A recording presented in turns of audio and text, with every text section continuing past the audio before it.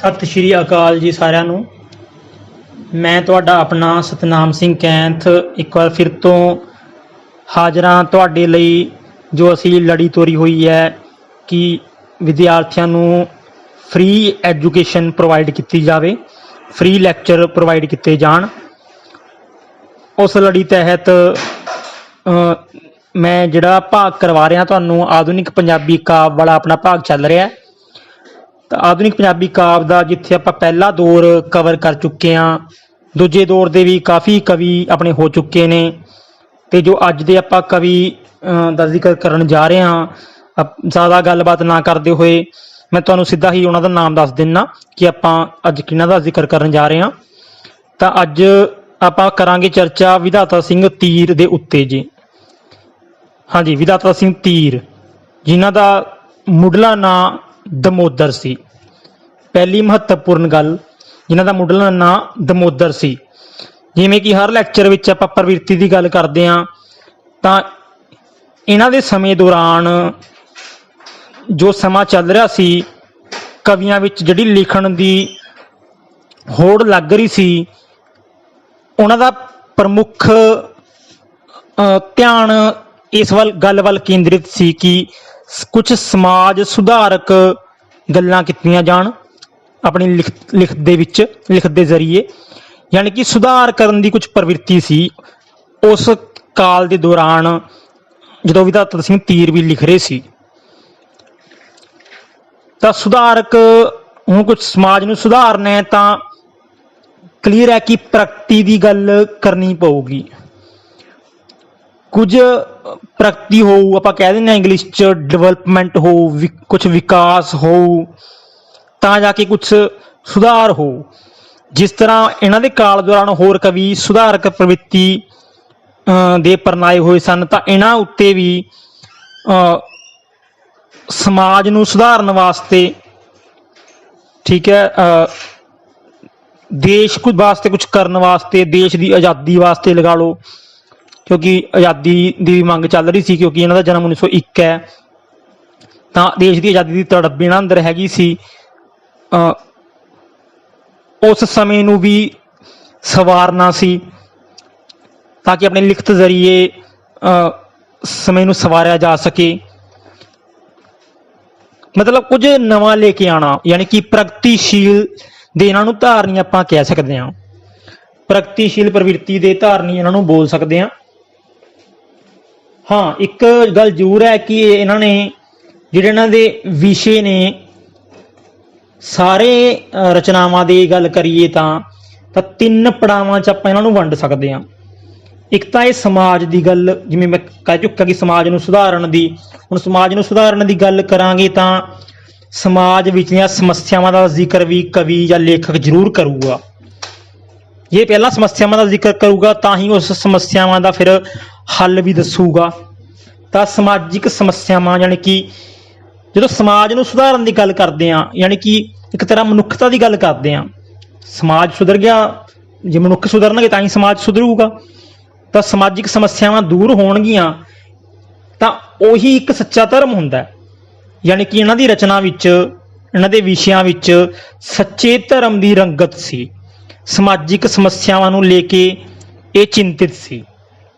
पहला पड़ाव तां इन्हां दा ये हो गया। एक तां दूसरा, ये जिस तरह पहले कवि भी, क्योंकि धर्म का दौर हैगा सी, चलदा आ रहा है। पिछला जिहड़ा कवि इस तो रहा, आप पिछले लैक्चर च चर्चा की सी प्रीतम सिंह सफीर, जो कि नव रहस्यवादी कवि रहा है। तो रहस्यवाद का दौर ही इस तरह का रहा है जदों धर्म का, अध्यात्मवाद का बोलबाला सी। तां इन्हां उपर भी धर्म का असर हैगा सी। दूजा पड़ाव इन्हां दा यह है, तां जदों धर्म का असर हुंदा है तां आपां अपने गुरु की वडियाई करते हैं, उहदी महिमा करते हैं, उहदे जस का गुणगान करते हैं। तो यानी कि इन्हां दा दूजा पड़ाव गुरु जस की महिमा कह लो या धर्म वाला कह लो, ठीक है जी। तो धार्मिक रंगत भी इन्हां दे विच हैगी सी, सच्चे धर्म की रंगत सी। एक गुरु जस की महिमा यह गाते सी। तीसरा खास तौर पर जदों समाज नूं सुधारन वाला गल बंदा करूगा, ਪ੍ਰਗਤੀ ਲਿਆਉਣ ਦੀ ਗੱਲ ਕਰੂਗਾ ਤਾਂ ਸਮਾਜ ਤੋਂ ਵੱਡੇ ਦਾਇਰੇ ਵਿੱਚ ਵੀ ਉਹ ਜਾਊਗਾ।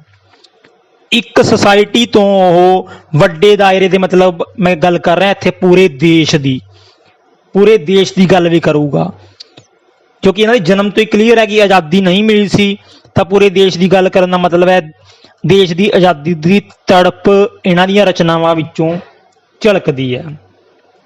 ਤਾਂ ਇਹ ਤਿੰਨ ਵਿਸ਼ੇ ਇਹਨਾਂ ਦੀਆਂ ਕਵਿਤਾਵਾਂ ਦੇ ਅੰਦਰ ਮਿਲਦੇ ਨੇ, ਜਾਂ ਐਂ ਕਹਿ ਲਈਏ ਕਿ ਇਹ ਜਿਹੜੀ ਇਹ ਤ੍ਰਿਕੋਣ ਬਣਦੀ ਹੈ ਇਹਨਾਂ ਦੀ, ਇਸ ਤ੍ਰਿਕੋਣ ਵਿੱਚ ਘੁੰਮਦੇ ਨੇ ਸਮਾਜਿਕ ਸਮੱਸਿਆਵਾਂ, ਧਰਮ ਤੇ ਦੇਸ਼ ਭਗਤੀ, ਜਿਸ ਕਰਕੇ ਇਹ ਪ੍ਰਗਤੀਸ਼ੀਲ ਪ੍ਰਵਿਰਤੀ, ਕਿਉਂਕਿ ਸਮਾਜਿਕ ਸਮੱਸਿਆਵਾਂ ਪਹਿਲਾਂ ਹੀ ਗੱਲ ਕਰ ਚੁੱਕਿਆ, ਸਮੱਸਿਆਵਾਂ ਦੀ ਗੱਲ ਉਹੀ ਕਰੇਗਾ ਜਿਹੜਾ ਸਮਾਜ ਨੂੰ ਸੁਧਾਰਨ ਦੀ ਗੱਲ ਕਰੇਗਾ। ਆਪਣੀ ਰਚਨਾਵਾਂ 'ਚ ਸਮਾਜ ਨੂੰ ਸੁਧਾਰਨ ਦੀ ਗੱਲ ਕਰੇਗਾ ਤਾਂ ਕੁਝ ਪ੍ਰਗਤੀ ਲੈ ਕੇ ਆਉਣ ਦੀ ਗੱਲ ਕਰੇਗਾ, ਉੱਥੇ ਹੀ ਸਟੈਂਡ ਨਹੀਂ ਖੜਾ ਰਹੇਗਾ, ਉਹ ਕੁਝ ਨਵਾਂ ਕਰਨ ਦੀ ਲੋਚਾ ਰੱਖੇਗਾ, ਤਾਂ ਕੁਝ ਇਸ ਤਰ੍ਹਾਂ ਦਾ ਲਿਖੇਗਾ। ਤਾਂ ਪ੍ਰਗਤੀਸ਼ੀਲਤਾ ਦਾ ਪ੍ਰਵਿਰਤੀ ਜਿਹੜੀ ਹੈਗੀ ਹੈ ਇਹਦੀ ਰਹੀ ਹੈ।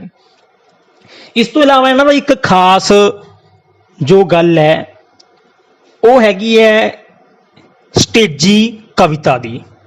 ਤਾਂ ਸਟੇਜ ਉੱਤੇ ਕਵਿਤਾ ਦਾ ਉਚਾਰਨ ਕਰਨਾ, ਜਾਂ ਇਹਨਾਂ ਨੇ ਕੁਝ ਜਿਹੜੇ ਹੈਗੇ ਨੇ ਗੀਤ ਵੀ ਗਾਏ ਨੇ, ਐਂ ਕਹਿ ਲਈਏ। ਉਹ ਗੀਤ ਖਾਸ ਤੌਰ ਤੇ ਬੱਚਿਆਂ ਲਈ ਨੇ, ਯਾਨੀ ਕਿ ਬਾਲ ਸਾਹਿਤ ਗਾਏ ਨੇ, ਕਿ ਦੇ ਨਾਲੋਂ ਜ਼ਿਆਦਾ ਵਧੀਆ ਰਹੇਗਾ ਅਗਰ ਮੈਂ ਕਹਾਂ ਕਿ ਲਿਖੇ ਨੇ। ਤਾਂ ਗੀਤ ਵੀ ਕੁਝ ਲਿਖੇ ਨੇ ਜੋ ਕਿ ਬੱਚਿਆਂ ਵਾਸਤੇ ਸੀ। ਬਾਲ ਸਾਹਿਤ ਵਿੱਚ ਯਾਨੀ ਕਿ ਇਹਨਾਂ ਨੇ ਕਾਫੀ ਯੋਗਦਾਨ ਪਾਇਆ। ਇਸ ਤਰ੍ਹਾਂ ਜਿਹੜੇ ਇਹ ਸਟੇਜੀ ਕਵਿਤਾ ਦੇ, ਇਹਨਾਂ ਨੂੰ ਸ਼ਾਹ ਸਵਾਰ ਵੀ ਕਿਹਾ ਜਾਂਦਾ ਹੈ। ਸਟੇਜੀ ਸ਼ਾਇਰੀ ਦਾ ਜਾਂ ਸਟੇਜੀ ਕਵਿਤਾ ਦਾ ਸ਼ਾਹ ਸਵਾਰ। ਤਾਂ ਸਟੇਜੀ ਕਵੀ ਚੁਣਨ ਨੂੰ ਕਹਿ ਦੇਣ ਤਾਂ ਵਿਦਾਤਾ ਸਿੰਘ ਤੀਰ ਪ੍ਰਮੁੱਖ ਤੌਰ ਤੇ ਸਟੇਜੀ ਕਵੀ ਨੇ। ਹਾਂ, ਹਾਲਾਂਕਿ ਪ੍ਰੀਤਮ ਸਿੰਘ ਸਫੀਰ ਜਿਹੜੇ ਪਿਛਲੇ ਲੈਕਚਰ 'ਚ ਗੱਲ ਕੀਤੀ ਸੀ, ਸਟੇਜੀ ਕਵੀ, ਉਹਨਾਂ ਨੂੰ ਵੀ ਕੁਝ ਹੱਦ ਤੱਕ ਮੰਨਿਆ ਜਾਂਦਾ ਹੈ, ਪਰ ਪ੍ਰਮੁੱਖਤਾ ਉਹਨਾਂ ਦੀ ਉਹ ਨਹੀਂ ਸੀ। ਉਹ ਪਿਛਲੇ ਲੈਕਚਰ 'ਚ ਆਪਾਂ ਗੱਲ ਕਰ ਚੁੱਕੇ ਹਾਂ, ਪ੍ਰਮੁੱਖਤਾ ਉਹਦੀ ਕਿਸ ਵੱਲ ਸੀ। ਤਾਂ ਸਟੇਜੀ ਕਵੀ ਹੋਏ ਨੇ ਇਹ। ਪ੍ਰਗਤੀਸ਼ੀਲ ਪ੍ਰਵਿਰਤੀ ਹੈ, ਤਿੰਨ ਪੜਾਅ 'ਚ ਇਹਨਾਂ ਨੂੰ ਵੰਡਿਆ ਜਾਂਦਾ ਹੈ, ਗੱਲ ਕਰ ਚੁੱਕਿਆ ਮੈਂ ਹੁਣੇ। ਧਾਰਮਿਕ ਰੰਗਣ ਦੀ ਆਪਾਂ ਪਹਿਲੀ ਗੱਲ ਕਰ ਚੁੱਕੇ। ਦੂਜਾ ਪੜਾਅ ਦੀ ਕਵਿਤਾ ਇਹਨਾਂ ਦੀ ਧਾਰਮਿਕ ਧਰਮ ਦੀ ਹੈਗੀ ਹੈ, ਧਾਰਮਿਕ ਰੰਗਤ ਇਹਨਾਂ ਦੇ ਹੈਗਾ। ਹੁਣ ਧਾਰਮਿਕ ਰੰਗਤ ਜਿਹਦੇ ਵਿੱਚ ਹੋਊਗਾ, ਯਾਨੀ ਕਿ ਉਹਨਾਂ ਅੰਦਰ ਕੁਛ ਨਾ ਕੁਛ ਰਹੱਸਵਾਦ ਵੀ ਹੋਊਗਾ। ਤਾਂ ਹੀ ਤਾਂ ਮੈਂ ਤੁਹਾਨੂੰ ਕਹਿਣਾ ਹੁੰਦਾ ਕਿ ਕੋਈ ਵੀ ਇੱਕ ਇਨਸਾਨ ਕਿਸੇ ਇੱਕ ਮਾਹੌਲ ਚੋਂ ਨਹੀਂ ਗੁਜ਼ਰਦਾ ਆਪਣੀ ਲਾਈਫ ਦੇ ਵਿੱਚ, ਉਹਦੇ ਮਾਹੌਲ ਬਦਲਦੇ ਨੇ। ਤੁਸੀਂ ਖੁਦ ਦੇਖੋ, ਤੁਹਾਡੇ ਪਰਿਵਾਰ ਦੇ ਮੈਂਬਰਾਂ ਦੇ ਵਿੱਚੋਂ ਜਿਹੜੇ ਪੁਰਾਣੇ ਬਜ਼ੁਰਗ ਨੇ, ਉਹਨਾਂ ਨੇ ਪੁਰਾਣਾ ਸਮਾਂ ਵੀ ਦੇਖਿਆ, ਠੀਕ ਹੈ, ਤੇ ਤੁਹਾਡਾ ਹੁਣ ਦਾ ਸਮਾਂ ਵੀ ਦੇਖ ਰਹੇ ਨੇ, ਤੇ ਕਈ ਹੋਰ ਵੀ ਵੱਧ ਉਮਰ ਹੰਢਾਣਗੇ, ਉਹ ਸ਼ਾਇਦ ਉਹ ਲਹਿਰ ਵੀ ਦੇਖਣਗੇ ਜਦੋਂ ਤੁਹਾਡੇ ਬੱਚੇ ਵੱਡੇ ਹੋ ਜਾਣਗੇ। ਤਾਂ 3-3, 4-4, 5-5 ਪ੍ਰਵਿਰਤੀਆਂ ਦੇ ਕਈ ਵਿਅਕਤੀ ਧਾਰਨੀ ਹੁੰਦੇ ਨੇ, ਕਈ ਲੇਖਕ ਕਵੀ ਇੰਨੀਆਂ ਪ੍ਰਵਿਰਤੀਆਂ ਦੇ ਧਾਰਨੀ ਹੁੰਦੇ ਨੇ। ਤਾਂ ਇਹਨਾਂ ਵਿੱਚ ਕੁਛ ਰਹੱਸਵਾਦ ਵੀ ਰਿਹਾ ਹੈ, ਬਹੁਤ ਥੋੜਾ ਕਹਾਂਗੇ।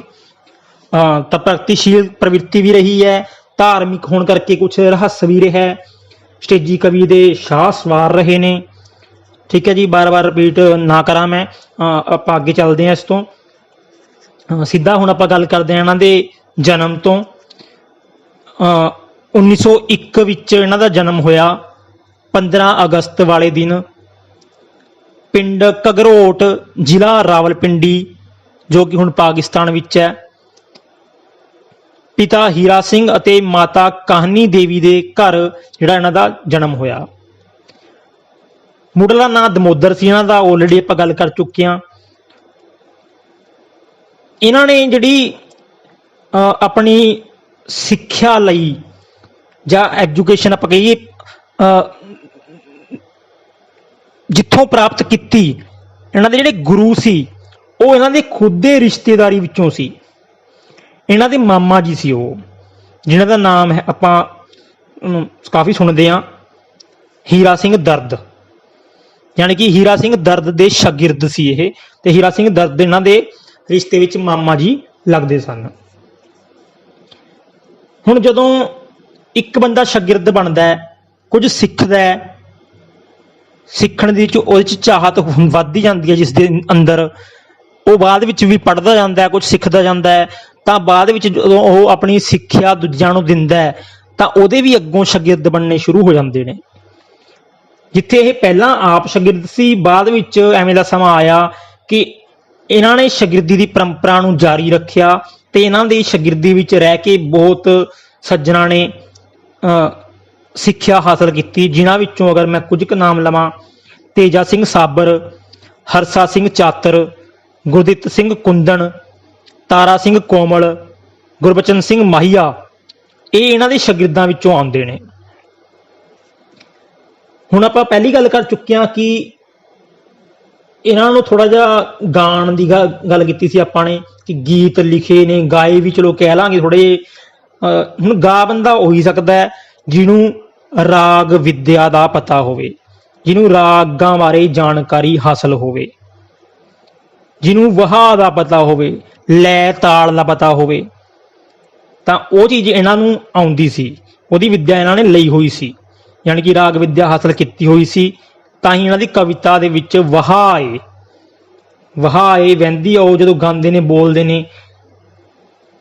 ਇਸੇ ਗੁਣ ਕਰਕੇ ਕੁਲਬੀਰ ਸਿੰਘ ਕਾਂਗ ਨੇ ਇਹਨਾਂ ਨੂੰ ਮਹਾਕਵੀ ਦਾ ਦਰਜਾ ਦਿੱਤਾ। ਕੁਲਬੀਰ ਸਿੰਘ ਕਾਂਗ ਕਹਿੰਦੇ ਨੇ ਇਹਨਾਂ ਨੂੰ ਮਹਾਕਵੀ, ਕਿਉਂਕਿ ਇਹਨਾਂ ਦੇ ਅੰਦਰ ਇੱਕ ਜਿਹੜੀ ਰਾਗਾਂ ਦੀ ਵਿਦਿਆ ਇਹਨਾਂ ਨੇ ਹਾਸਲ ਕੀਤੀ ਆ, ਉਹ ਇਹਨਾਂ ਨੂੰ ਬਾਕੀ ਕਵੀਆਂ ਨਾਲੋਂ ਵਿਲੱਖਣ ਕਰਦੀ ਹੈ, ਅਲੱਗ ਕਰਦੀ ਹੈ, ਖਾਸ ਬਣਾਉਂਦੀ ਹੈ।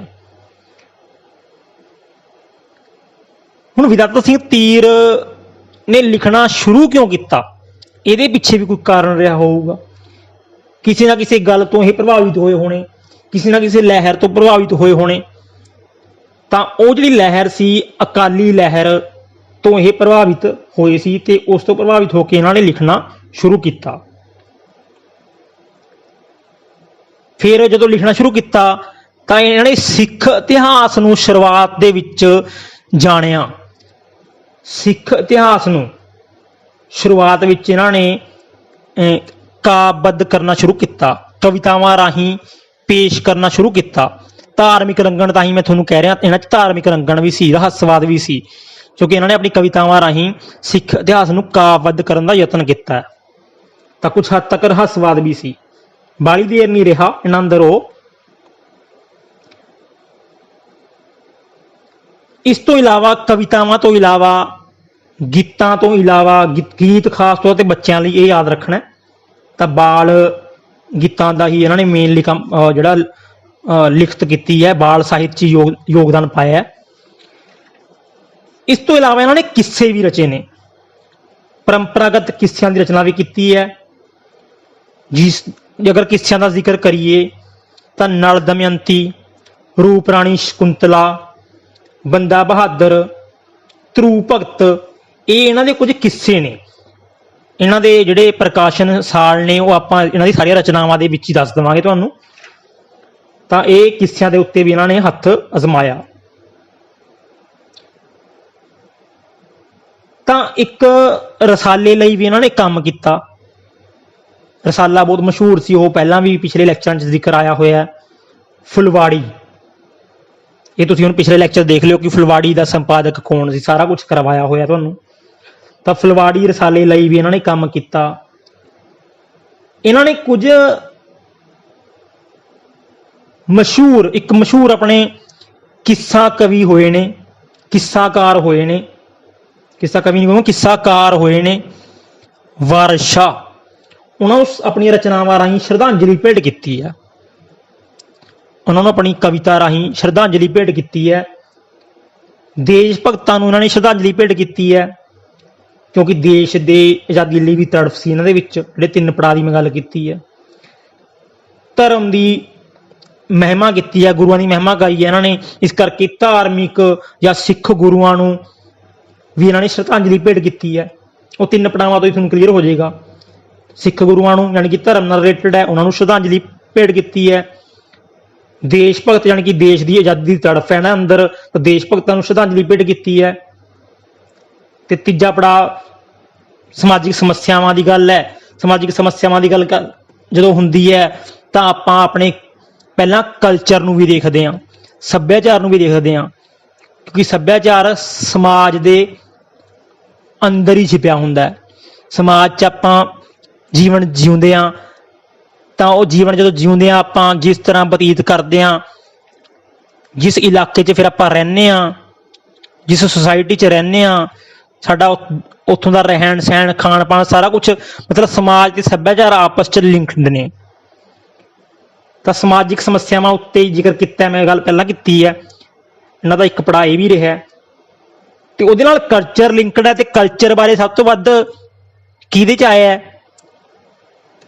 ਇੱਕੋ ਹੀ ਮਸ਼ਹੂਰ ਕਿੱਸਾ ਹੈ ਸਭ ਤੋਂ ਵੱਧ ਮਸ਼ਹੂਰ, ਜਿਹਦੇ 'ਚ ਸਭ ਤੋਂ ਵੱਧ ਪੰਜਾਬੀ ਸੱਭਿਆਚਾਰ ਦਾ ਜ਼ਿਕਰ ਹੋਇਆ, ਹੀਰ ਦਾ। ਤਾਂ ਇਸ ਕਰਕੇ ਹੀਰ ਲਿਖਣ ਵਾਲਾ ਇੱਕੋ ਹੀ ਬੰਦਾ ਮੇਨ ਫੇਮਸ ਹੋਇਆ, ਵਾਰਿਸ ਸ਼ਾਹ।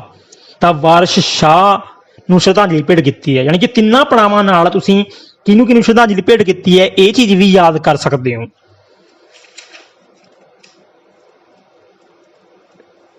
ਇਸ ਤੋਂ ਇਲਾਵਾ ਆਪਾਂ ਗੱਲ ਕਰਦੇ ਹਾਂ ਇਹਨਾਂ ਦੀ ਫਿਰ ਮੌਤ ਹੁੰਦੀ ਹੈ, ਦੇਹਾਂਤ ਕਦੋਂ ਹੁੰਦਾ ਹੈ? 1973 ਈਸਵੀ ਵਿੱਚ ਇਹਨਾਂ ਦਾ ਦੇਹਾਂਤ ਹੋ ਜਾਂਦਾ ਹੈ। ਠੀਕ ਹੈ ਜੀ, ਇਹ ਤਾਂ ਹੈਗਾ ਸੀ ਇਹਨਾਂ ਦੀ ਪ੍ਰਵਿਰਤੀ ਜੀਵਨੀ ਦੀ ਗੱਲ ਆਪਾਂ ਕਰ ਲਈ। ਹੁਣ ਆਪਾਂ ਕੁਝ ਇਹਨਾਂ ਦੀਆਂ ਪਹਿਲਾਂ ਤੁਹਾਨੂੰ ਮੈਂ ਸਾਰੀਆਂ ਰਚਨਾਵਾਂ ਬੋਲ ਦਿੰਦਾ। ਸਭ ਤੋਂ ਪਹਿਲੀ ਰਚਨਾ ਇਹਨਾਂ ਦੀ ਹੈਗੀ ਤੀਰ ਤਰੰਗ, 1926 ਈਸਵੀ ਵਿੱਚ ਪ੍ਰਕਾਸ਼ਿਤ ਹੋਇਆ। ਅਣਿਆਲੇ ਤੀਰ 1930 ਈਸਵੀ ਵਿੱਚ, 1930 ਧਰੂ ਭਗਤ 1931 ਵਿੱਚ ਪ੍ਰਕਾਸ਼ਿਤ ਹੋਇਆ। ਵਚਨ ਵਿਲਾਸ 1935 ਵਿੱਚ ਪ੍ਰਕਾਸ਼ਿਤ ਹੋਇਆ। ਨਲ ਦਮਯੰਤੀ 1937 ਵਿੱਚ ਪ੍ਰਕਾਸ਼ਿਤ ਹੋਇਆ। ਨਵੇਂ ਨਿਸ਼ਾਨੇ 1940 ਵਿੱਚ। ਦਸ਼ਮੇਸ਼ ਦਰਸ਼ਨ 1941 ਵਿੱਚ। ਗੁੰਗੇ ਗੀਤ 1944 ਵਿੱਚ। ਬੰਦਾ ਬਹਾਦਰ 1946 ਵਿੱਚ। ਕਾਲ ਕੁੱਕਾਂ 1949 ਵਿੱਚ। ਰੂਪ ਰਾਣੀ ਸ਼ਕੁੰਤਲਾ 1949 ਵਿੱਚ। ਇਹ ਉਹ ਕਿੱਸੇ ਨੇ ਜਿਹੜੇ ਉਹ ਪਿੱਛੇ ਜ਼ਿਕਰ ਕੀਤਾ ਸੀ ਨਾ, ਕਿੱਸੇ ਵੀ ਵਿੱਚ ਨਾਲ ਆ ਰਹੇ ਨੇ, ਸਾਰੀ ਰਚਨਾਵਾਂ ਦਾ ਇਕੱਠਾ ਜ਼ਿਕਰ ਕਰ ਰਹੇ ਹਾਂ। ਪਿੰਨੀ ਰੈਣੜੀਏ 1970 ਵਿੱਚ। ਸਿੱਖੀ ਦਾ ਚਾਨਣ 1980 ਵਿੱਚ। ਇਸ ਤੋਂ ਇਲਾਵਾ ਇਹਨਾਂ ਦੀ ਮਿੱਠੇ ਮੇਵੇ ਤੇ ਸ਼ਹੀਦੀ ਵਾਰਾਂ ਨਾਮ ਦੀਆਂ ਰਚਨਾਵਾਂ ਵੀ ਮਿਲਦੀਆਂ ਨੇ। ਇਹਨਾਂ ਦੇ ਪ੍ਰਕਾਸ਼ਨ ਈਅਰ ਮੈਨੂੰ ਫਿਲਹਾਲ ਨਹੀਂ ਮਿਲੇ, ਜਦੋਂ ਮਿਲੇ ਤਾਂ ਫਿਰ ਮੈਂ ਡਾਊਟ ਸੈਸ਼ਨ 'ਚੋਂ ਦੱਸ ਦੂੰਗਾ। ਮਿੱਠੇ ਮੇਵੇ ਤੇ ਸ਼ਹੀਦੀ ਵਾਰਾਂ ਦੀ ਪ੍ਰਕਾਸ਼ਨ ਸਾਲ ਦੀ ਗੱਲ ਹੈ, ਅਗਰ ਮੈਨੂੰ ਮਿਲੇ ਤਾਂ ਮੈਂ ਡਾਊਟ ਸੈਸ਼ਨ 'ਚ ਤੁਹਾਨੂੰ ਕਲੀਅਰ ਕਰ ਦੂੰਗਾ। ਇੱਕ ਇਹਨਾਂ ਅੰਦਰ ਹੋਰ ਇੱਕ ਇਹਨਾਂ ਨੇ ਖਾਸ ਪੁਸਤਕ ਲਿਖੀ ਸੀ, ਸੱਚੀ ਪ੍ਰੀਤ। ਇਹ ਪੁਸਤਕ ਅਸਲ ਦੇ ਵਿੱਚ ਅਨੁਵਾਦਿਤ ਹੈ, ਇਹਨਾਂ ਦੀ ਮੌਲਿਕ ਨਹੀਂ ਹੈਗੀ, ਇਹ ਅਨੁਵਾਦ ਕੀਤੀ ਹੋਈ ਹੈ ਪੰਜਾਬੀ ਵਿੱਚ ਇਹਨਾਂ ਨੇ। ਮੂਲ ਤਾਂ ਇਹ ਹੈਗੀ ਸੀ ਫਾਰਸੀ ਭਾਸ਼ਾ ਦੇ ਵਿੱਚ, ਗਜ਼ਲਾਂ ਨੇ ਇਹ, ਤੇ ਇਹ ਗਜ਼ਲਾਂ ਲਿਖੀਆਂ ਨੇ ਨੰਦ ਲਾਲ ਗੋਇਆ ਨੇ, ਯਾਨੀ ਕਿ ਨੰਦ ਲਾਲ ਗੋਇਆ ਦੀਆਂ ਫਾਰਸੀ ਗਜ਼ਲਾਂ ਦਾ ਇਹਨਾਂ ਨੇ ਪੰਜਾਬੀ ਵਿੱਚ ਸੱਚੀ ਪ੍ਰੀਤ ਦੇ ਸਿਰਲੇਖ ਅਧੀਨ ਅਨੁਵਾਦ ਕੀਤਾ। ਵਿਸ਼ੇ ਆਪਾਂ ਪਹਿਲਾਂ ਹੀ ਗੱਲ ਕਰ ਚੁੱਕੇ ਹਾਂ, ਦੇਸ਼ ਦੀ ਤੜਫ ਦਾ, ਦੇਸ਼ ਪਿਆਰ ਦਾ ਵਿਸ਼ਾ ਵੀ ਇਹਨਾਂ ਵਿੱਚ ਹੈਗਾ। ਤਾਰ ਧਰਮ ਦਾ, ਇਹ ਸਿੱਖਾਂ ਦਾ ਗੁਣਗਾਨ, ਸਿੱਖ ਗੁਰੂਆਂ ਦਾ ਗੁਣਗਾਨ, ਉਹਨਾਂ ਦੀ ਮਹਿਮਾ ਗਾਉਂਦੇ ਨੇ। ਤਾਂ ਧਾਰਮਿਕ ਰੰਗਤ ਵੀ ਇਹਨਾਂ ਅੰਦਰ ਹੈਗੀ ਹੈ, ਯਾਨੀ ਕਿ ਥੋੜ੍ਹਾ ਬਹੁਤਾ ਰਹੱਸ ਵੀ ਹੈਗਾ। ਸਮਾਜਿਕ ਸਮੱਸਿਆਵਾਂ ਪ੍ਰਤੀ ਚਿੰਤਿਤ ਨੇ, ਤਾਂ ਸਮਾਜਿਕ ਵੀ ਵਧੇਰੇ ਰਹੇ ਨੇ। ਇਹ ਉਹੀ ਗੱਲ ਆ ਗਈ, ਬਸ ਤਿੰਨ ਪੜਾਅ ਮੇਨ ਨੇ ਇਹਨਾਂ ਦੇ, ਤਿੰਨਾਂ ਦੇ ਦੁਆਲੇ ਸਾਰੀ ਗੇਮ ਘੁੰਮਣੀ ਹੈ। ਤਾਂ ਕਾਲ ਕੁੱਕਾਂ ਸੰਗ੍ਰਹਿ ਇਹਨਾਂ ਦਾ ਇਸ ਤਰ੍ਹਾਂ ਦਾ ਸੰਗ੍ਰਹਿ ਹੈ ਜਿਹੜਾ ਦੇਸ਼ ਵੰਡ ਦੇ ਉੱਤੇ ਹੈ ਤੇ ਸ਼ਰਨਾਰਥੀ ਜਿਹੜੇ ਹੈਗੇ ਸੀ ਉਹਨਾਂ ਦੀ ਦੁਰਦਸ਼ਾ ਨੂੰ ਪੇਸ਼ ਕਰਦਾ ਹੈ। ਇਸੇ ਤਰੀਕੇ ਨਾਲ ਗੁੰਗੇ ਗੀਤ ਸੰਗ੍ਰਹਿ ਵਿੱਚ ਇਹਨਾਂ ਦੀ ਇੱਕ ਬਹੁਤ ਹੀ ਮਸ਼ਹੂਰ ਕਵਿਤਾ ਹੈ, ਕਾਲੀ ਗਾਂ ਤੇ ਗੋਰੀ ਗੁਜ਼ਰੀ। ਹੁਣ ਇਹਦੇ ਵਿੱਚ ਜਿਹੜੀ ਕਾਲੀ ਗਾਂ ਹੈ ਉਹ ਦੇਸ਼ ਦੀ ਧਰਤੀ ਨੂੰ ਕਿਹਾ ਗਿਆ। ਵਿਧਾਤਾ ਸਿੰਘ ਧੀਰ ਵੱਲੋਂ ਕਾਲੀ ਗਾਂ ਤੇ ਗੋਰੀ ਗੁਜਰੀ ਨਾਮਕ ਕਵਿਤਾ, ਜੋ ਕਿ ਗੁੰਗੇ ਗੀਤ ਕਾਵ ਸੰਗ੍ਰਹਿ ਦੇ ਅੰਤਰਗਤ ਆਉਂਦੀ ਹੈ। ਇਸ ਵਿੱਚ ਉਸਨੇ ਕਾਲੀ ਗਾਂ ਨੂੰ ਦੇਸ਼ ਦੀ ਧਰਤੀ ਨਾਲ ਮਿਲਿਆ, ਭਾਵ ਦੇਸ਼ ਦੀ ਧਰਤੀ ਨੂੰ ਕਾਲੀ ਗਾਂ ਕਿਹਾ। ਅਤੇ ਗੋਰੀ ਗੁਜਰੀ, ਉਹਨਾਂ ਨੇ ਇਸ ਦੀ ਤੁਲਨਾ ਕੀਤੀ ਹੈ ਅੰਗਰੇਜ਼ ਸਰਕਾਰ ਨਾਲ। ਗੋਰੀ ਗੋਰਿਆਂ ਤੋਂ ਯਾਦ ਰਹਿ ਜਾਊਗਾ, ਅੰਗਰੇਜ਼ ਸਰਕਾਰ ਨਾਲ ਇਹਦੀ ਤੁਲਨਾ ਕੀਤੀ ਹੈ, ਗੋਰੀ ਗੁਜਰੀ ਕਿਹਾ ਉਹਨਾਂ ਨੂੰ। ਇਹ ਤਾਂ ਸੀ ਇਹਨਾਂ ਦੀਆਂ ਕੁਝ ਪ੍ਰਮੁੱਖ ਰਚਨਾਵਾਂ, ਕਾਵ ਸੰਗ੍ਰਹਿ, ਕਿੱਸੇ ਇਕੱਠੇ ਆਪਾਂ ਜ਼ਿਕਰ ਕਰ ਦਿੱਤਾ। ਇਹਨਾਂ ਦੀਆਂ ਕੁਝ ਮਹੱਤਵਪੂਰਨ ਕਵਿਤਾਵਾਂ ਮਿਲਦੀਆਂ ਨੇ ਹੁਣ, ਜੋ ਤੁਸੀਂ ਯਾਦ ਰੱਖਣੀਆਂ ਨੇ। ਆਲੇ ਭੋਲੇ ਬਹੁਤ ਫੇਮਸ ਕਵਿਤਾ ਹੈ। ਆਲੇ ਭੋਲੇ, ਉਹ ਮਹਿਕਾਂ ਭਰੀ ਜਵਾਨੀ, ਉਹ ਮਸਤੀ ਇੱਕ ਮਸਤਾਨੀ, ਉਹ ਸੋਹਣੀ ਹੀਰ ਸਲੇਟੀ, ਉਹ ਲੀਰਾਂ ਵਿੱਚ ਵਲੇਟੀ, ਉਹ ਗਲੀ ਗਲੀ ਵਿੱਚ ਫਿਰਦੀ, ਪਈ ਭੋਲੀ ਬੋਲੀ ਬੋਲੇ, ਕੋਈ ਲੈ ਲਓ ਆਲੇ ਭੋਲੇ, ਕੋਈ ਲੈ ਲਓ ਆਲੇ ਭੋਲੇ। ਤਾਂ ਆਲੇ ਭੋਲੇ ਕਵਿਤਾ ਇਹਨਾਂ ਦੀ ਕਾਫੀ ਮਸ਼ਹੂਰ ਹੈ, ਵਧੀਆ ਕਵਿਤਾ ਹੈ। ਇਸੇ ਤਰ੍ਹਾਂ ਗੁੱਜੇ ਭੇਤ ਨਾਂ ਦੀ ਕਵਿਤਾ ਦਾ ਜ਼ਿਕਰ ਮਿਲਦਾ ਹੈ। ਧੁੱਪ ਤੇ ਪਰਛਾਵਾਂ, ਬੰਦਾ ਤੇ ਪਰਛਾਵਾਂ, ਅਧੂਰਾ ਸੁਪਨਾ, ਗੁਰੂ ਨਾਨਕ ਨੂੰ, ਵਿਦਵਾਨ ਬਣੋ। ਇਹ ਇਹਨਾਂ ਦੀਆਂ ਕੁਝ ਪ੍ਰਮੁੱਖ ਕਵਿਤਾਵਾਂ ਹੈਗੀਆਂ ਨੇ।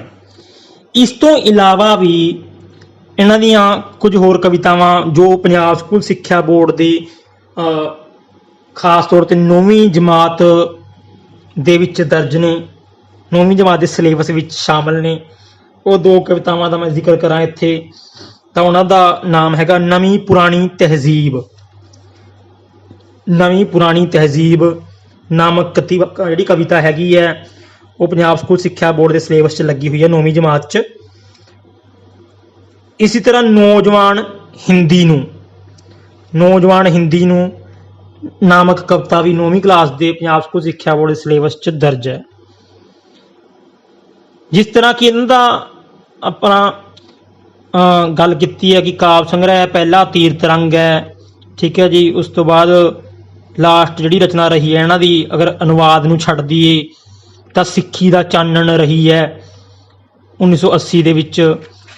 ਤੇ ਇਹ ਮੌਤ ਉਪਰੰਤ ਹੈ ਇਹਨਾਂ ਦੀ 1980 ਦੇ ਵਿੱਚ। ਅਗਰ ਮੌਤ ਤੋਂ ਪਹਿਲਾਂ ਦੀ ਜ਼ਿਕਰ ਕਰੀਏ ਤਾਂ ਭਿੰਨੀ ਰੈਨਡੀਏ 1970 ਵਾਲੀ ਇਹਨਾਂ ਦੀ ਲਾਸਟ ਰਚਨਾ ਮੰਨੀ ਜਾਊਗੀ। ਮਿੱਠੇ ਮੇਵੇ ਤੇ ਸ਼ਹੀਦੀ ਵਾਰਾ ਮੈਨੂੰ ਦੇਖਣਾ ਪਏਗਾ ਹਲੇ ਕਿ 70 ਤੋਂ ਬਾਅਦ ਕਿਤੇ ਇਹਨਾਂ ਦੋਨਾਂ ਵਿੱਚੋਂ ਕੋਈ ਆਉਂਦੀ ਤਾਂ ਨਹੀਂ ਹੈਗੀ। ਫਿਲਹਾਲ ਦੀ ਘੜੀ ਮੈਂ ਇਹੀ ਕਹਿ ਰਿਹਾ ਤੁਹਾਨੂੰ, ਭਿੰਨੀ ਰੈਨਡੀਏ 1970 ਇਹਨਾਂ ਦੀ ਆਖਰੀ ਜਿਉਂਦੇ ਜੀ ਰਚਨਾ ਸੀ, ਜਿਹੜੀ ਪੁਸਤਕ ਸੀ। ਮਰਨ ਉਪਰੰਤ ਸਿੱਖੀ ਦਾ ਚਾਨਣ, ਇਹ ਕਲੀਅਰ ਕੱਟ ਹੈ ਕਿ 1980 ਵਿੱਚ ਇਹਨਾਂ ਦੀ ਮਰਨ ਉਪਰੰਤ ਇਹ ਪੁਸਤਕ ਪ੍ਰਕਾਸ਼ਿਤ ਹੋਈ ਹੈ ਜੀ। ਹਾਂ, ਅਗਰ ਆਖਰੀ ਕਵਿਤਾ ਦੀ ਗੱਲ ਕਰੀਏ, ਆਪਾਂ ਕਾਫੀ ਕਵਿਤਾਵਾਂ ਇਹਨਾਂ ਦੀਆਂ ਗਿਣ ਲਈਆਂ। ਅਗਰ ਆਖਰੀ ਕਵਿਤਾ ਦੀ ਗੱਲ ਕਰੀਏ ਤਾਂ ਉਹ ਆਖਰੀ ਕਵਿਤਾ ਇਹਨਾਂ ਦੀ ਹੈਗੀ ਹੈ ਮਾਫੀਨਾਮਾ। ਮਾਫੀਨਾਮਾ ਸਿਰਲੇਖ ਅਧੀਨ ਇਹਨਾਂ ਨੇ ਆਖਰੀ ਕਵਿਤਾ ਲਿਖੀ, ਕਾਵ ਸੰਗ੍ਰਹਿ ਨਹੀਂ, ਕਵਿਤਾ। ਤਾਂ ਆਖਰੀ ਕਵਿਤਾ ਇਹਨਾਂ ਦੀ ਮਾਫੀਨਾਮਾ ਹੈ, ਠੀਕ ਹੈ ਜੀ। ਤਾਂ ਇਹ ਸੀ ਅੱਜ ਦਾ ਲੈਕਚਰ। ਇੱਕ ਗੱਲ ਸੱਚ ਹੋਰ ਰਹਿ ਗਈ ਦੱਸਣੀ, ਇੱਕ ਹੋਰ ਇਹਨਾਂ ਦੀ ਬਹੁਤ ਹੀ ਵਧੀਆ ਕਵਿਤਾ ਹੈ, ਖੇਤਾਂ ਦਾ ਸਾਧੂ। ਖੇਤਾਂ ਦਾ ਸਾਧੂ, ਇਸ ਵੀ ਕਵਿਤਾ ਵਿੱਚ ਜਿਹੜਾ ਸਾਧੂ ਹੈ ਉਹਦੀ ਤੁਲਨਾ ਕੀਤੀ ਗਈ ਹੈ ਜੱਟ ਨਾਲ। ਹਾਂਜੀ, ਜੱਟਾਂ ਨਾਲ ਕਰੀਏ, ਜੱਟ ਨਾਲ ਤੁਲਨਾ ਕੀਤੀ ਗਈ ਹੈ ਸਾਧੂ ਦੀ। ਤਾਂ ਇਹ ਸੀ ਅੱਜ ਦਾ ਆਪਣਾ ਲੈਕਚਰ। ਵਿਧਾਤਾ ਸਿੰਘ ਧੀਰ ਜੋ ਕਿ ਦੂਜੇ ਦੌਰ ਦੇ ਇੱਕ ਪ੍ਰਮੁੱਖ ਕਵੀ ਨੇ, ਜਿਨ੍ਹਾਂ ਦਾ ਸਮਾਂ ਯਾਦ ਰੱਖਣਾ ਕੋਈ ਬੜਾ ਮੁਸ਼ਕਿਲ ਨਹੀਂ। 73 ਸਾਲ ਦੀ ਉਮਰ ਹੰਢਾਈ ਹੈ ਇਹਨਾਂ ਨੇ 1901 'ਚ। ਬਸ ਸ਼ੁਰੂਆਤ ਦੇ ਵਿੱਚ, ਬਸ 1900 ਦੀ ਸ਼ੁਰੂਆਤ ਦੇ ਵਿੱਚ ਯਾਦ ਰਹਿ ਜਾਣਾ ਸੌਖਾ। ਵਿਧਾਤਾ ਸਿੰਘ ਧੀਰ 1901, ਬਸ 73 ਸਾਲ ਯਾਦ ਰੱਖਣਾ ਸੌਖਾ ਜਿਹਾ ਕੰਮ ਹੈ, ਤੇ ਆਪਾਂ ਨੂੰ ਯਾਦ ਹੋ ਜਾਣਾ ਇਸ ਤਰ੍ਹਾਂ, ਠੀਕ ਹੈ। ਤੇ 3 ਪੜਾਅ ਇਹਨਾਂ ਦੇ ਯਾਦ ਕਰ ਲਿਓ ਕਿ 3 ਪੜਾਅ ਹੈ, ਸਾਰੀ ਖੇਡ ਉਹਦੇ ਇਰਦ ਗਿਰਦ ਘੁੰਮਦੀ ਹੈ। ਜਦੋਂ 3 ਪੜਾਅ ਯਾਦ ਕਰ ਲਓਗੇ ਜਿਹੜੇ ਮੈਂ ਸ਼ੁਰੂ 'ਚ ਹੀ ਬੋਲੇ ਨੇ, ਤਾਂ ਕਾਫੀ ਕੁਝ ਤੁਹਾਨੂੰ ਯਾਦ ਹੋ ਜਾਏਗਾ। ਪ੍ਰਵਿਰਤੀ ਪ੍ਰਵੁਰਤੀ ਸਭ ਕਿਸ ਤਰ੍ਹਾਂ ਦਾ, ਉਹ 3 ਪੜਾਅ ਤੁਹਾਨੂੰ ਪਤਾ ਹੋਣੇ ਚਾਹੀਦੇ ਨੇ ਕਿਵੇਂ ਕਿਹੜੇ ਰਹੇ ਨੇ ਇਹਨਾਂ ਦੀ ਰਚਨਾ ਦੇ ਵਿੱਚ। ਮਤਲਬ ਇਹਨਾਂ ਨੇ 3 ਕਿਹੜੇ ਵਿਸ਼ਿਆਂ ਨੂੰ ਛੂਹਿਆ ਆਪਣੀ ਰਚਨਾ ਵਿੱਚ, ਉਹ 3 ਤੇ ਸਾਰੀ ਇਹਨਾਂ ਦੀ ਸਾਰਾ ਕੁਝ ਕੇਂਦਰਿਤ ਹੈ।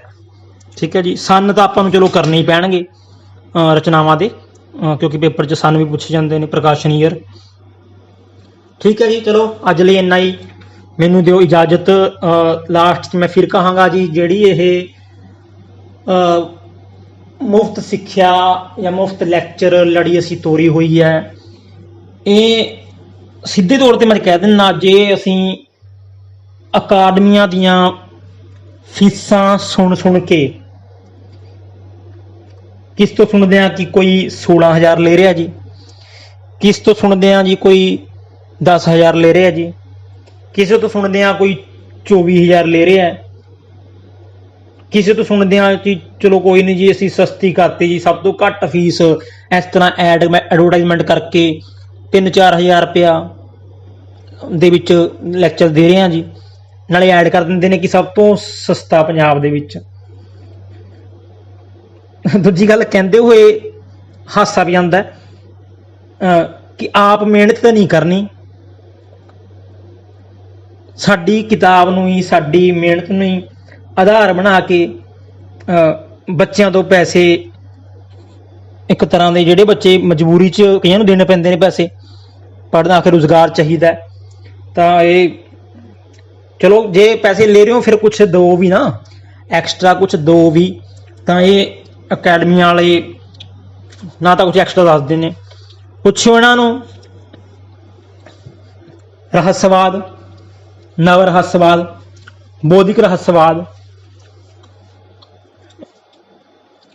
ਅਧਿਆਤਮਵਾਦ, ਇਹਨਾਂ ਗੱਲਾਂ 'ਚ ਅੰਤਰ, ਪ੍ਰਵਿਰਤੀਆਂ ਪੁੱਛਿਓ, ਫਿਰ ਇਹਨਾਂ ਦੇ ਪੈਰ ਨਿਕਲਣਗੇ। ਠੀਕ ਹੈ। ਦੂਜੇ ਬਾਰੇ ਚਲੋ ਜ਼ਿਆਦਾ ਕਹਿਣਾ ਨਹੀਂ ਚਾਹੀਦਾ, ਪਰ ਇੱਕ ਗੁੱਸਾ ਆਉਂਦਾ, ਗੁੱਸਾ ਇਸ ਗੱਲ ਦਾ ਕਿ ਇੱਕ ਹੱਦ ਤੱਕ ਚਲੋ ਮਿਹਨਤ ਦੀ ਕਮਾਈ ਤੁਸੀਂ ਕਮਾ ਲਓ, ਐਵੇਂ ਤਾਂ ਨਹੀਂ ਕਿ ਕਿਸੇ ਦੇ ਮਟੀਰੀਅਲ 'ਚ ਪੜ੍ਹਾਈ ਜਾਣਾ ਤੇ ਫਿਰ 8-8 ਹਜ਼ਾਰ 7-7 ਹਜ਼ਾਰ ਵਸੂਲੀ ਜਾਣਾ। ਇਸ ਤਰ੍ਹਾਂ ਤਾਂ ਨਾ ਕਰੋ ਤੁਸੀਂ ਵਿਦਿਆਰਥੀਆਂ ਨਾਲ। ਠੀਕ ਹੈ ਜੀ। ਮੈਨੂੰ ਲੱਗਦਾ ਕਿ ਜਦੋਂ ਇਹ ਵੀਡੀਓ ਕੋਈ ਦੇਖੇਗਾ ਅਕੈਡਮੀ ਵਾਲਾ, ਸ਼ਾਇਦ ਮੇਰੇ ਤਾਂ ਪਹਿਲੀ ਮਗਰ ਪੈ ਜਾਂਦੇ ਨੇ ਮਿੰਟ 'ਚ ਜਿਹੜੇ ਹੁੰਦੇ ਨੇ ਅਕੈਡਮੀ ਵਾਲੇ। ਕੋਈ ਗੱਲ ਨਹੀਂ, ਚਲੋ ਜ਼ਿਆਦਾ ਗੱਲ ਲੰਬੀ ਹੋ ਗਈ ਤਾਂ ਵੱਧ ਤੋਂ ਵੱਧ ਸ਼ੇਅਰ ਕਰ ਦਿਓ, ਵੱਧ ਤੋਂ ਵੱਧ ਲਾਈਕ ਕਰ ਦਿਓ। ਠੀਕ ਹੈ ਜੀ। ਵੱਧ ਤੋਂ ਵੱਧ ਸ਼ੇਅਰ ਲਾਈਕ, ਕਿਉਂਕਿ ਮੈਨੂੰ ਵੱਧ ਤੋਂ ਵੱਧ ਸ਼ੇਅਰ ਲਾਈਕ ਤੇ ਵਿਊਜ਼ ਦੇਖ ਕੇ ਬੜਾ ਮਜ਼ਾ ਆਉਂਦਾ ਹੈ। ਜਦੋਂ ਉਹ ਚੀਜ਼ਾਂ ਵੱਧਦੀਆਂ ਨੇ ਨਾ, ਮੇਰਾ ਹੌਸਲਾ ਦੁੱਗਣਾ ਚੌਗਣਾ ਹੁੰਦਾ, ਤੇ ਪਤਾ ਨਹੀਂ ਮੈਂ ਸ਼ਾਇਦ ਤੁਹਾਡੇ ਲਈ ਕੀ ਹੋਰ ਨਵੀਂ ਚੀਜ਼ਾਂ ਕੱਢ ਕੇ ਲੈ ਕੇ ਆਊਂਗਾ। ਕਿਆ ਪਤਾ ਵਿਧਾਤਾ ਸਿੰਘ ਤੀਰ ਉੱਤੇ ਮੈਂ ਕੁਝ ਹੋਰ ਬਹੁਤ ਕੁਝ ਲਿਆਵਾਂ ਐਂਡ ਦੇ ਵਿੱਚ, ਜਦੋਂ ਆਧੁਨਿਕ ਪੰਜਾਬੀ ਕਾਵਿ ਦਾ ਆਪਣਾ ਸਫ਼ਰ ਪੂਰਾ ਹੋਊਗਾ। ਕਿਆ ਪਤਾ ਜਿਹੜੇ ਰਾਈਟਰ ਆਪਾਂ ਕਰ ਚੁੱਕੇ ਹਾਂ ਉਹਨਾਂ ਬਾਰੇ ਮੈਂ ਕੁਝ ਹੋਰ ਮਹੱਤਵਪੂਰਨ ਪ੍ਰਸ਼ਨ ਐਂਡ ਵਿੱਚ ਤੁਹਾਨੂੰ 100-150 ਇਕੱਠਾ ਪ੍ਰਸ਼ਨ ਦੇ ਦੇਵਾਂ। ਤਾਂ ਬਹੁਤ ਕੁਝ ਪਿਆ ਮੇਰੇ ਕੋਲ, ਬਹੁਤ ਕੁਝ ਪਿਆ। ਵੰਡਾਂਗੇ, ਵੰਡਣ ਵਾਸਤੇ, ਆਪਣੇ ਕੋਲ ਰੱਖਣ ਵਾਸਤੇ ਨਹੀਂ ਹੈਗਾ। ਗਿਆਨ ਵੰਡਣ ਨਾਲ ਹੀ ਵੱਧਦਾ ਹੈ। ਇਹੀ ਤੁਹਾਨੂੰ ਕਹਿ ਰਿਹਾ ਮੈਂ। ਲੈਕਚਰ ਵੰਡੋ, ਵੱਧ ਤੋਂ ਵੱਧ ਸ਼ੇਅਰ ਕਰੋ, ਪੜ੍ਹਾ ਲੈਣ ਦਿਓ। ਬੇਸ਼ੱਕ ਅਕੈਡਮੀ ਵਾਲਿਆਂ ਨੂੰ ਵੀ ਇਹ ਲੈਕਚਰ ਸੁਣ ਕੇ ਪੜ੍ਹਾ ਲੈਣ ਦਿਓ। ਸਾਨੂੰ ਤਾਂ ਐਂ ਕਿ ਅਸੀਂ ਇੱਕ ਜ਼ਰੀਆ ਬਣਾਂਗੇ, ਸਾਡੇ ਲੈਕਚਰਾਂ ਤੋਂ ਹੀ ਪੜ੍ਹਾਉਣਗੇ, ਉਹ ਸਾਡੀ ਕਿਤਾਬਾਂ ਤੋਂ ਹੀ ਪੜ੍ਹਾ ਰਹੇ ਨੇ। ਬਸ ਇੱਕ ਦਿਲ 'ਚੋਂ ਇੱਕ ਥੋੜ੍ਹਾ ਜਿਹਾ ਦਿਲ 'ਚ ਗੁੱਸਾ ਹੁੰਦਾ, ਬਸ ਵਿਦਿਆਰਥੀਆਂ ਦੀ ਲੁੱਟ ਨਾ ਕਰਨ। ਇੱਕ ਵਾਜਬ ਫੀਸ ਲੈਣੀ, ਚਲੋ ਉਹ ਹੱਕ ਦੀ ਕਮਾਈ ਹੁੰਦੀ ਆ। ਠੀਕ ਹੈ ਜੀ। ਉਮੀਦ ਕਰਦਾ ਵੱਧ ਤੋਂ ਵੱਧ ਲਾਈਕ ਦਿਖਾਓਗੇ ਮੈਨੂੰ, ਵੱਧ ਤੋਂ ਵੱਧ ਸ਼ੇਅਰ ਦਿਖਾਓਗੇ, ਵੱਧ ਤੋਂ ਵੱਧ ਮੇਰੇ ਵਿਊਜ਼ ਹੋਣਗੇ। ਮੈਂ ਨੋਟ ਕਰਦਾ ਰਹਿਣਾ ਕਿੰਨੇ ਵਿਊਜ਼ ਹੋ ਗਏ। ਜਿਹੜਾ ਮੇਰਾ ਪਹਿਲਾ ਲੈਕਚਰ ਸੀ, ਮੇਰੇ ਖਿਆਲ 'ਚ ਕੇ ਵਾਲੀ ਲਾਈਨ 'ਚ ਪਹੁੰਚ ਗਿਆ ਉਹ, ਭਾਈ ਵੀਰ ਸਿੰਘ ਵਾਲਾ ਲੈਕਚਰ, ਤਾਂ ਸ਼ਾਇਦ 1000 ਉਹਦੇ ਹੋ ਚੁੱਕੇ ਵਿਊਜ਼ 10 ਦਿਨਾਂ ਦੇ ਵਿੱਚ। ਤੁਹਾਡਾ ਸਾਰਿਆਂ ਦਾ ਪਿਆਰ ਹੈ, ਇਹ ਹੋਰ ਵੱਧ ਚਾਹੁੰਦਾ ਮੈਂ। ਜਿੰਨਾ ਹੋਰ ਵੱਧ ਵਿਊਜ਼, ਸ਼ੇਅਰ, ਲਾਈਕ ਆਉਣਗੇ ਤਾਂ ਮੇਰਾ ਹੌਸਲਾ ਇੰਨਾ, ਮੈਂ ਕੁਛ ਨਾ ਕੁਛ ਐਕਸਟਰਾ ਲੱਭੂਗਾ ਤੁਹਾਡੇ ਵਾਸਤੇ, ਉਨਾ ਹੀ ਐਕਸਟਰਾ, ਉਨੀ ਕਿਤਾਬਾਂ ਫਰੋਲੂੰਗਾ। ਠੀਕ ਹੈ ਜੀ। ਮਿਲਦੇ ਆ ਫਿਰ ਅਗਲੇ ਲੈਕਚਰ ਦੇ ਵਿੱਚ। ਤਦ ਤੱਕ ਲਈ ਧੰਨਵਾਦ ਜੀ। ਸਤਿ ਸ਼੍ਰੀ ਅਕਾਲ ਜੀ ਸਾਰਿਆਂ ਨੂੰ।